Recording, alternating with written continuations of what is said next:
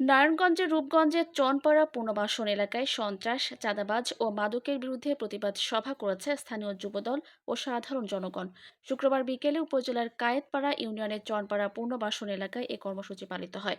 এ সময় উপস্থিত ছিলেন নারায়ণগঞ্জ জেলা ছাত্রদলের সাবেক যুগ্ম সাধারণ সম্পাদক ও যুবদল নেতা শাহজাহান মিয়া, সাবেক স্বাস্থ্য বিষয়ক সম্পাদক রুবেল মাহমুদ, মানবাধিকার বিষয়ক সম্পাদক শামীম মিয়া, সোহাগ ও সুমন সহ অনেকে।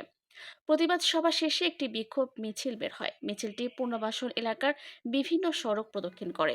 প্রতিবাদ সভায় বক্তারা বলেন, বিগত সময় এক আওয়ামী লীগের দোসর গডফাদাররা চনপাড়া পুনর্বাসন কেন্দ্র সহ উপজেলার বিভিন্ন এলাকায় সন্ত্রাসী কর্মকাণ্ড, চাঁদাবাজি ও মাদকের ব্যবসা করত। এতে পুরো উপজেলায় এক অরাজকতার সৃষ্টি হয়েছিল। 5 আগস্টের পরে সন্ত্রাসী গডফাদাররা পালিয়ে গেলেও তারা তাদের দোসরদের রেখে গেছে। তারা এখনও এলাকায় সন্ত্রাসী কর্মকাণ্ড ও মাদক বিক্রি করছে। তাদের বিরুদ্ধে প্রয়োজনীয় ব্যবস্থা নেওয়ার জন্য প্রশাসনের সুদৃষ্টি কামনা করেন। বিগত 17 বছর এই চনপাড়ার বাইরে ছিলাম। চনপাড়া বাইরে তারেক রহমানের নেতৃত্বে এক বিপ্লবী ঘটে। তারপর আমাদের এই চনপাড়ার আওয়ামী লীগ হানাদার বাহিনী ও মাদক ব্যবসায়ীরা পালিয়ে গেছে, কিন্তু তারা পালিয়ে গিয়ে ক্ষান্ত হন নাই। পালিয়ে যাওয়ার সময় আমাদের ছোট ভাই রুমানকে হত্যা করে পালিয়ে গেছে। তারপর তারা পালিয়ে গেছে ঠিকই, তাদের চামচাদেরকে রেখে গেছে, তাদের সৈন্যকে রেখে গেছে মাদক বিক্রি করার জন্য, এলাকায় সন্ত্রাসী বাহিনী পদা করার জন্য। সেই সন্ত্রাসী বাহিনীদেরকে আমরা উৎকে ফেলার জন্য আজকে আমাদের এই মাদকের বিরুদ্ধে প্রতিবাদ সমাবেশ করেছি আমরা।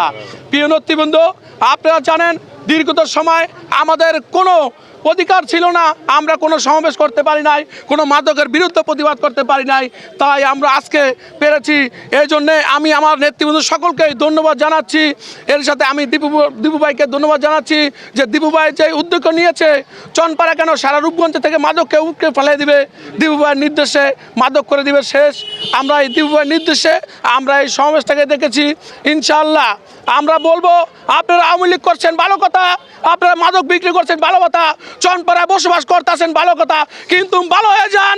আপনারা কোনো ধরনের অবৈধ কার্যকলাপে লিপ্ত হবেন না, কোনো ধরনের মাদক ব্যবসার সাথে জড়িত হবেন না, তাহলে আমরা কিন্তু বসে থাকবো না। আপনারা যেভাবে ভালো আছেন আমরা কিন্তু এভাবে আপনাদের ভালো থাকতে দেব না।